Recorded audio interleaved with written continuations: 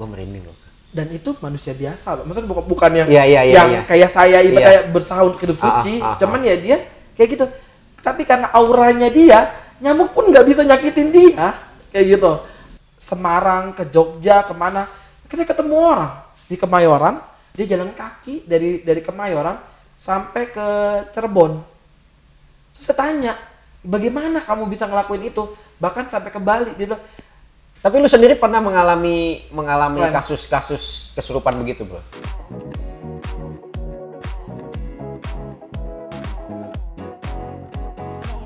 Sering lah. Sering ya? Ya kan identiknya seperti ini kan seperti itu.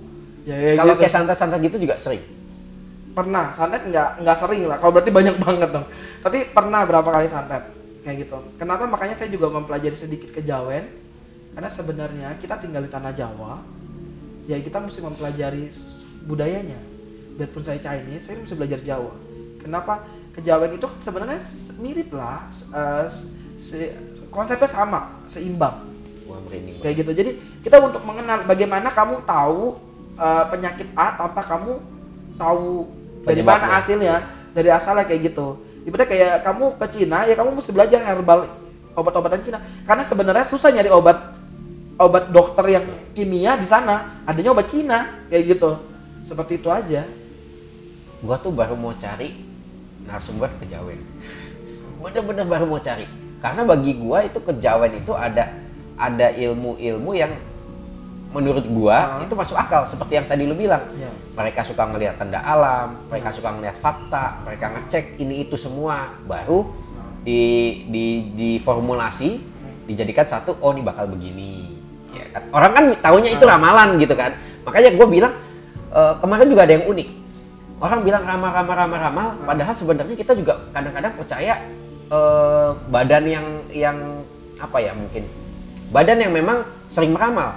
Contoh BMKG kan dia meramal cuaca kan dalam. Iya, bisa terjadi bisa enggak. Iya. Tapi lu nggak pernah bilang BMKG peramal gitu kan. Iya. Tapi kalau misalkan giliran lu bilang, lu ngeliat mendung nih, lu bilang ini bakal hujan nih. Wah, lu peramal lu gitu kan, kita seringnya begitu kan. Ya padahal sebenarnya lu kan lihat dari tanda alam juga misalkan, atau misalnya dari bau ya. Tiba-tiba bau kayak mau bau tanah begitu kan. Kita bakal tahu itu bakal hujan gitu kan ya. Paling gampang kalau ke Jepang pernah dong. Gua belum. Oh, kalau doakan ya supaya cepat ke Jepang ya. Kalau naik ke Jepang nih MRT, setiap kalau kita kan Jakarta Barat, Jakarta Utara, cuacanya kayak gitu. Kalau Jepang enggak, setiap distrik ada jamnya. Oke. Jadi kalau kita di Jepang saat dia bilang hujan kita nggak bawa payung, lu yang paling aneh. Jepang itu setiap distrik loh, dan tiap jam ada dikasih tahu perkiraan cuacanya, dan rata-rata 90% benar. Itu ilmu. Iya, tapi maksudnya kalau orang yang ngomong kan itu jadi peramal kan? Iya, maksudnya tanda-tanda alam kayak gitu. Nah, contoh pelaut, nenek moyang kita pelaut. Oh iya benar. Dia bisa tahu, oh badai. Iya. Zaman pakai apalah itulah kayak gitu. Iya. Kayak gitu. Maksudnya mereka bisa tahu ada bayi ada apa. Seperti itu. Kalau ditanya tadi pas lagi bilang kayak gitu kejawen. Ada satu cerita yang saya dapat dengan kata kepala saya sendiri, mungkin kamu juga kaget. Ini agak sedikit out of the box, boleh. Oke. Tahu Jakatarup? Jakatarup yang pernah dengar. kawin dengan bidadari yang ambil selendang. Iya. Pernah dengar maling kundang? Iya. Tahu nggak itu cerita relate? Mirip-mirip ya. Enggak. Jadi cerita gini kok. Saya datang ke Patangkupan Perahu, saya ketemu sosok perempuan. Oh merinding. Oke. Ya. Terus. Dayang Sumbi kan? Iya. Ibunya kan? Iya. Saya bilang kok cantik. Auranya kok aura malaikat, aura dewi. Emang secara literatur saya baca kisahnya, dia awet muda, nggak pernah tua. Maka anaknya suka sama dia. Oh, jadi sebenarnya itu Jakatarup. Jakatarup itu bapaknya Jakatarup maling kundang. Jadi Jakatarup ini maling kundangnya? Atau bapaknya maling kundang? Jakatarup kan ambil selendang. Iya, Si Dewi itu punya anak si maling kundang. Iya, berarti kan Jakatarupnya bapaknya itu kan? Relate. Jadi sebenarnya bidadari yang si Jakatarup itu Dayang Sumbi.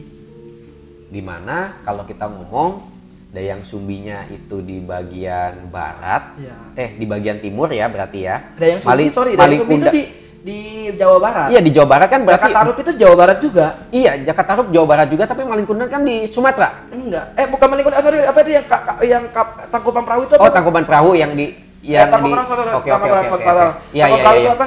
nama belum keluar gua. Yang akhirnya jadi Tangkuban Perahu kan? Iya, nama anaknya pasti tahu lah. Iya. Yang suka sama ibunya. Iya. Yang suka sama ibunya. Sorry. Itu yang di Bandung itu.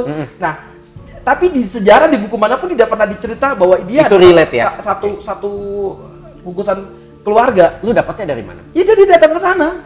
Ibaratnya ketemu dengan sosok perempuan. Dia ngomong. Dia nggak ngomong, tapi setelah kita ngobrol terus dia ngomong lagi, auranya sama. Akhirnya pas lagi dia ketemu dan muncullah si Jakarta Rup ini. Oke, terus saya tebak. Berarti you dengan ini, iya, ya begitu. Maksudnya kita setelah saya kan kita kepo kayak gua kepo. Iya. Cari di tempat, ternyata iya sih. Masuk logika. Kan dibilang bidadari. Yang ini cantiknya luar biasa. Anaknya bayangin si anaknya itu siapa namanya? Sangkuriang. Oh iya, Sangkuriang. Maling kudang lagi. Sekarang logika. Mampu nggak seorang anak manusia biasa tanpa kawinan dari dewi atau malaikat manapun bisa bangun kapal segede gitu dalam satu malam? Berarti kan dia sakti. Berarti kan dia punya hybrid bahasanya sekarang, campuran dengan dewa itu. Ya udah seperti itu. Jadi udah, pantas dia sakti karena ibunya dewi. Ibunya orang suci. Tapi ibunya boleh sakti lagi ya. Ya, makanya ibunya bisa bikin ayam semua berkokok. Karena emang dia sakti kayak gitu. Seperti itulah maksudnya. Jadi ya hal-hal yang kayak gitu yang saya sebenarnya lebih suka, sudah lebih tertarik. Jadi kayak urban legend ya. Ya bilang urban legend juga boleh, tapi kayak semacam ya seru aja kayak sejarah. Jadi kita kalau nggak ada sih bangsa yang nggak besar tanpa sejarah. Ya. Kita mesti ingat sejarah lah misalnya kayak gitu. Hal-hal seperti itu. Nah, tanah Jawa tuh seperti itu. Sebab banyak hal-hal yang tidak bisa diceritakan. Semacam kayak legenda Ibu Prabu Siliwangi dah. Kenapa bisa hilang? Kamu pernah dengar nggak kerajaan Siliwangi itu adanya di mana? Semua pada bilang di Bogor, tapi tidak pernah ketemu satupun. Kalau Majapahit ketemu alun-alunnya. Sisa-sisanya. Cuman ada injekan doang tuh yang batu di mana itu. Tapi sisanya lagi nggak tahu, tapi diyakinin bahwa itu tuh di salah satu daerah di dekat Bogor. Tapi yang saya dapat tuh Kebun Raya Bogor. Kotak itu adalah kerajaan Prabu Siliwangi di Bogor yang saya dapat. Tapi balik lagi ini dengan vision yang saya dapat. Jadi kenapa kamu lihat kalau di tanah Bogor itu di Kebun Raya itu kayak semacam mangkuk? Karena sebenarnya diangkat sisanya semua. Beliau yang dengan kekuatannya dia pindahin ke Pantai Selatan. Jadi itu relate. Jadi kalau ada bilang Prabu Siliwangi itu suaminya Ibu Ratu, bullshit, nonsense. Itu bukan itu.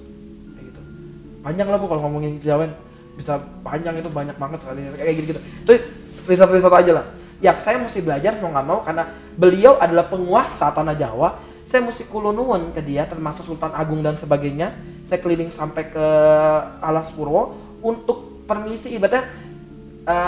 Ini ada anak yang mau belajar, maksudnya dalam artian pengen kenal dengan beliau supaya nanti minta restu supaya kita ada stempel ibadah. Saya punya izin gitu ya. Ibadah. Jadi kemana-mana tuh saya nggak bisa diganggu. Jadi ibadah kalau either saya di sini pun itu tanah dari bagian dari dia, Kesultanan Banten. Betul, saya dia bisa bantuin saya kalau saya diganggu. Biar kalau saya syuting sini kayak gitu, ya saya minta izin supaya saya tidak diganggu. Makanya tidak ada energi apapun yang kedip-kedip juga nggak bakal ada. Tapi kalau saya izinkan untuk kedip-kedip, dia bisa kedip-kedip. Karena ibadah, ya itu adalah bagian. Tapi kan apakah butuh eksistensi seperti itu? Kalau emang butuh ya bisa dilakukan. Semua butuh.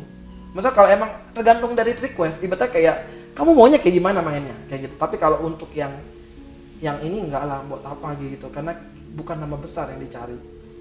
Lu berarti kalau misalkan kayak gitu nih, sorry gue jadi benar-benar penasaran banget.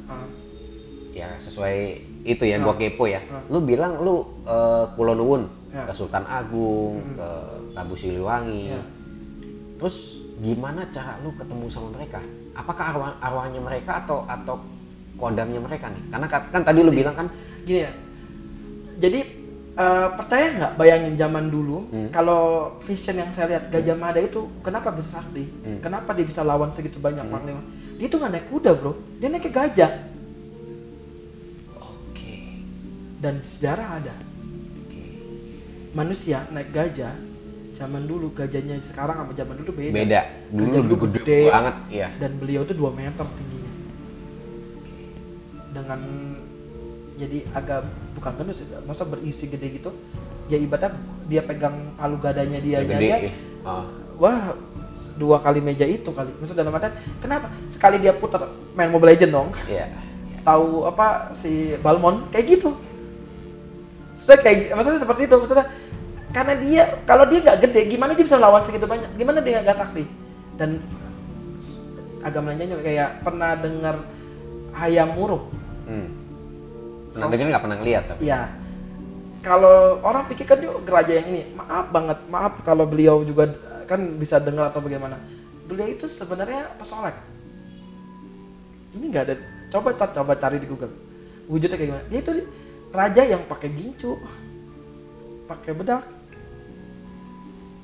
Tapi di literatur saya ketemu itu di buku apa gitu. Ternyata salah satu raja yang benar-benar yang ibaratnya kemayu gitu, ya Hayam Wuruk. Ini menarik nih. Ibaratnya maksudnya saya nggak mau apa yang saya lihat saya percaya. Saya coba cari tahu. Dan kau boleh cari di Google.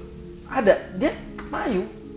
Maksudnya dalam arti itu bukan berarti cewek cowok kelemar juga nggak jantan ya. Maksudnya dalam arti tapi secara kalau bisa dibilang sekarang kayak boy band, ganteng. Dan gitu nggak tinggi, dia kayak cowok Jawa normal biasa, cuma pakai bedak, kayak gincu. Nah, lu ketemunya di mana kalau kayak gitu? Iya di petilasannya dia. Kan kita minta izin. Jadi kita meditasi, kita datang kemana? Oh kalau dibilang diizinkan datang kemari, ya saya traveling alone biasanya.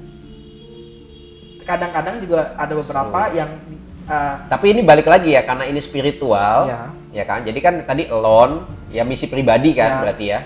Tapi kadang-kadang juga saya takut saya bawa teman. Oh. Jadi Anda indigo tapi takut ya? Iya, takut. Saya takut banget. Mungkin teman-teman saya pada tahu. Saya itu sampai detik ini saya takut sama hantu, tapi untungnya hantunya lebih takut sama saya karena saya lebih serem dari dia. Kayak gitu. Jadi lu suka nyiksa hantu ya? Nggak nyiksa. Ya kira gini. Jadi dia takut ya? Paling gampang ya, kita buat mainan aja. Kalau emang ada hantu di rumah kalian atau rumah siapapun yang iseng bilang kayak begini. Ya setelah sih ada kalau dikaitkan dengan agama pasti bilang kamu nggak bagus lah. Misalnya bilang sama dia, "Hei, pada lu gangguin gua, mendingan lu kerja, bantuin gue." Iya dong, apapun caranya. Ya udah nih, lu tahu nih, gue beli rumah ini cicilan. Yang tahu kata seperti itu. Atau mobil gue masih nyicil nih, bro. Anak gue masih butuh susu, bro. Ya udah pada lu iseng, ya udah lu bandingin bantu gue kerja. Dijamin, setan juga sekarang males. Gak mau. Yang ada dia angkat koper, pindah. Jadi cara ngusir itu salah satunya gitu aja ya? Musik kita lebih daripada setan. Iya dong. Karena banyak orang pintar yang jual beli hantu. Jin sih, bukan hantu. Karena kalau menurut gua manusia itu memang udah lebih dari setan. Iya. Setan tuh kayaknya nggak bisa bunuh setan. Iya. Kayak manusia bisa bunuh manusia ya. Ya manusia bisa makan teman sendiri gitu kan? Ya, bener, setan kan kayaknya bangsanya mereka. Iya, sekarang tuh punya tren loh, jual beli hantu. Jadi dalam artian tuh ya nggak sebut merek apalah, tapi lihat dah, jin dipiara sudah nurut kayak anjing dijual. Atau setidaknya orang-orang di sekitaran rumah-rumah elit pasti pernah ngalamin. Ada orang ngelepasin jinnya di sana, pura-pura masuk, dia cari rumah yang nggak ada gadirnya, nggak ada guardiannya. Dia masuk, dia ganggu satu rumah, akhirnya mau nggak mau panggil dia buat ngusir. Padahal punyanya dia sendiri. Punya dia sendiri. Itu saya sering ada, udah 2 atau 3 orang saya nyelesain seperti itu. Ternyata, jadi dia udah tinggalin kayak kenal sama security-nya yang kayak ya Pak mau pila segala macem, udah ngelobi, udah segala macem. Oh si ini nih si A orang ini tiba-tiba dia lepas piaraannya. Taunya dari mana? Nangkep hantunya, interogasi. Ternyata skenario ujungnya sudah apa? Potong ayam. Itu biasa ayam. Duit semua kan jadinya duit, ya. Ritual. Okay. Saya bisa urus pakai ritual. Bla bla bla bla bla. Kayak gitu. Baik lagi kita manusia, kita lebih berkuasa dari beliau. Bukan berarti kita semena-mena juga dari beliau. Kita mesti respect juga. Tapi kalau emang sudah kurang ajar, kita boleh lah sedikit kurang ajar. Sedikit kurang ajar. Ya dong. Oke. Contoh kayak gini. Kita di rumah, you punya anak kecil. Kalau dia sudah mulai mengganggu anak kecil yang tidak notabene tidak tahu menau, ya ibaratnya udah kebangetan gitu ya. Kebangetan ya kayak gitu. Ibaratnya kita tegur. Kalau saya handle kayak gitu biasanya saya tegur. kamu kenapa? Ibaratnya berdialog lah. Ya ibaratnya nggak ada yang bisa nggak kita ngomongin, kita omongin. Kalau ternyata yang punya rumahnya yang kurang ajar, kita kasih tahu, bro jangan gini lah, kayak gitu. Tapi kalau seandainya sudah mulai kelewatan batas tadi kayak ganggu anak, saya biasanya sih biasanya saya pindahin. Saya pindahkan ya, bukannya usir gitu. Kalau orang bisa nggak diusir? Maaf nih, ngusir bukan apa-apa, kita mesti cari tempat. Lu kalau pindahkan begitu kan lu mesti cari tempat nih. Bukan di rumah orang. Bisa di rumah kosong. Agak jahat sih, saya pernah kayak gitu. Maaf banget yang punya rumah kalau ya kenapa maksudnya namanya kayak win-win solution lah.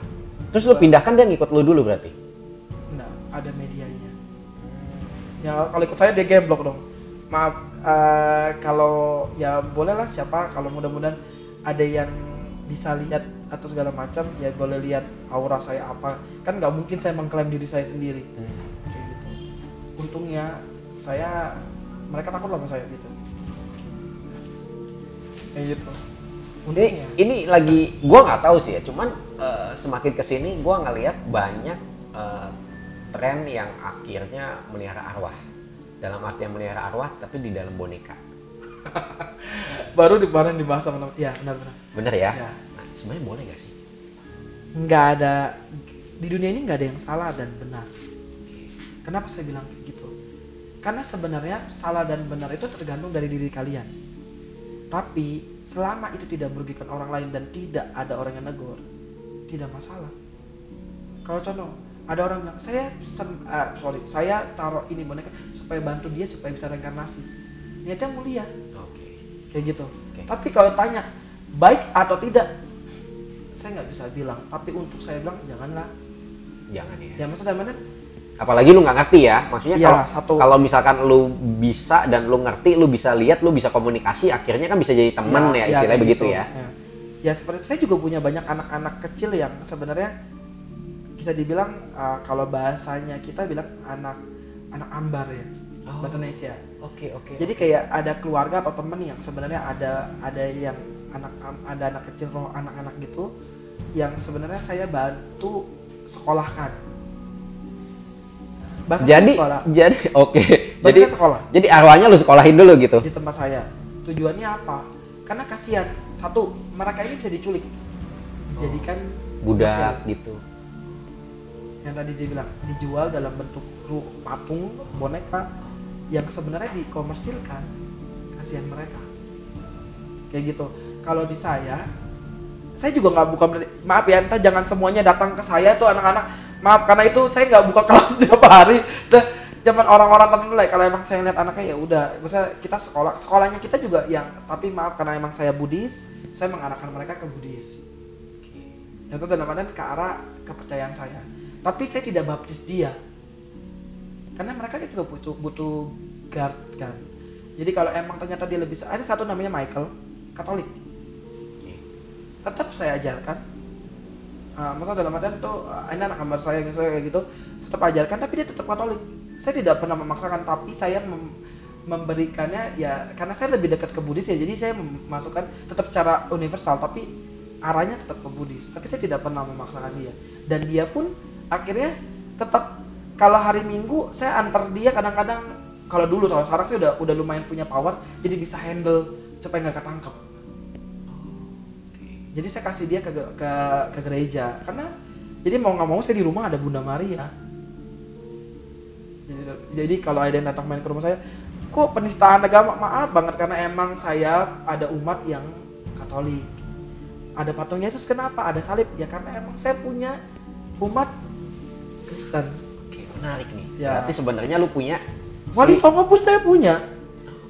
Ibaratnya karena karena kalau gue bilang ya mungkin ketika kita ngomong spiritual itu kan berarti kita ngomong ke ketuhanan. Iya. Nah, kalau kita ngomong ke ketuhanan, sebenarnya ketuhanan kan bebas, luar biasa ya.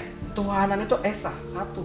Iya, tapi maksudnya dia satu, tapi sebenarnya dia luar biasa dalam artian manusianya yang nggak terbatas, gitu kan? Manusia yang bikin batas-batas dengan agama-agama itu ya sebenarnya. Yang dibikin lah, beda agama nggak boleh menikah.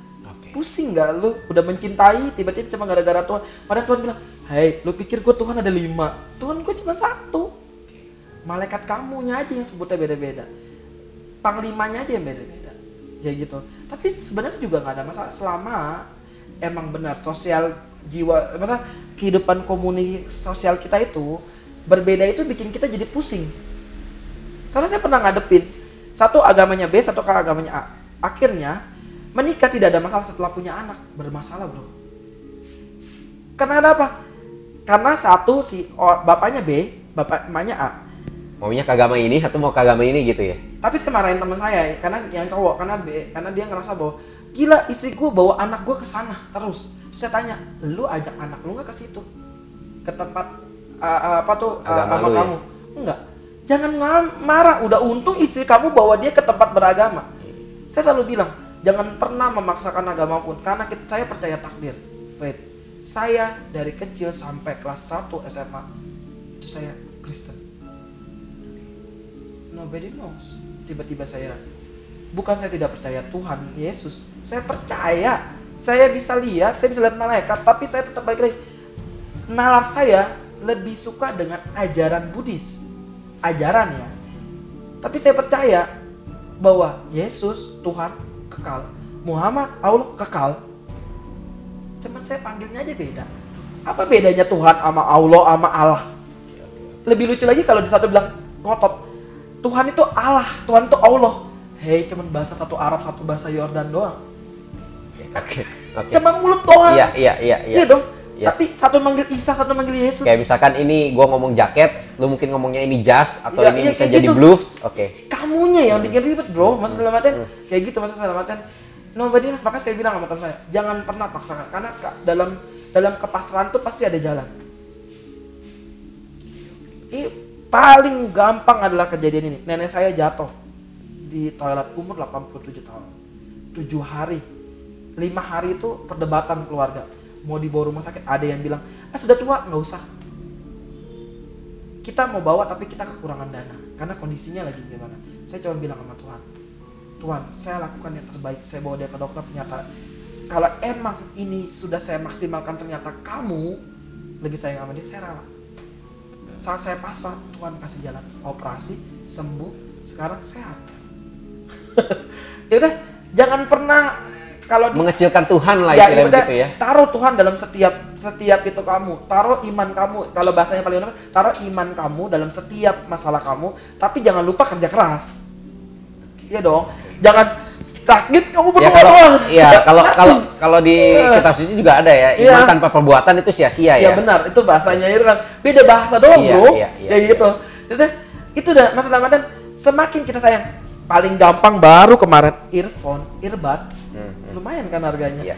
Saking saya nggak mau hilang, akhirnya jatuh di pesawat di dalam kabin. Mungkin nggak logikanya bisa ketemu? Mungkin banget dong.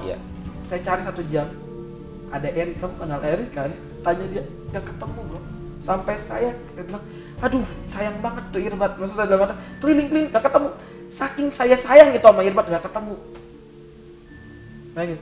Saya kunci serep mobil sudah saya pasrahin, 6 bulan kemudian ketemu. Jadi intinya konsepnya jangan terlalu sayang dengan sesuatu itu. Either dengan orang tuamu, bukan sayang dalam artian tahu itu milik Tuhan, suatu saat bakal balik ke Tuhan. Ya sudah. Jangan melekat lah ya. Ya kayak gitu bahasanya. Maksud dalam artian saat kamu itu Tuhan kasih yang terbaik. Tuhan tahu waktunya kapan dia benar-benar yakin bahwa kamu siap. Kayak gitu. Saya ngalamin itu semua. Maksud dalam artian semakin saya sayang, semakin Tuhan ya? Uji.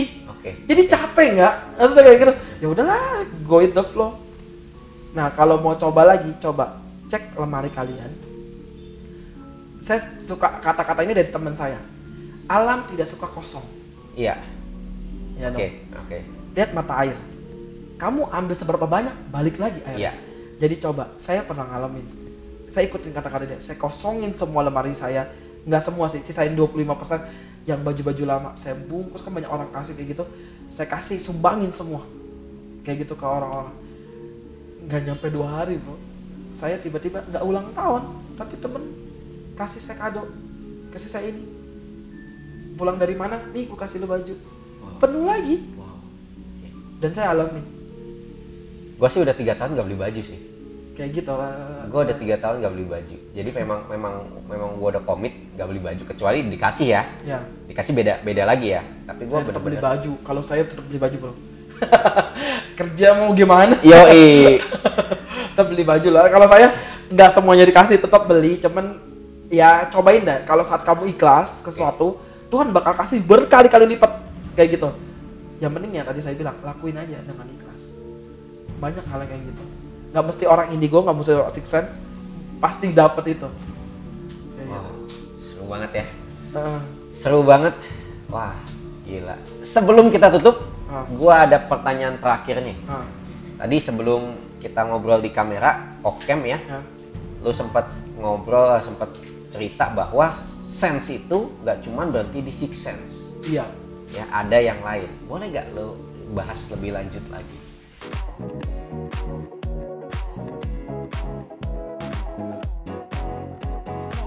Di gunung apa sih, yang antara gunung Pancar atau gunung apa, itu dia bisa ada kuncennya. Itu tuh kalau dia nggak mau ketemu orang itu, dia sasarin, digoyangin lagi tuh itunya. Nggak perlu, katanya kalau emang mau itu goyangin aja. Goyang. Biasanya digoyang. Lihat nggak? Kayak gitu, maksudnya udah Anjrit, bener. Maksudnya jadi Iya, nggak kelihatan di kamera, tapi ini kalau karena bener, kalau kamu goyang ini. konsistensi ya dia seperti itu aja, maksudnya dalam arti nggak perlu kayak gitu.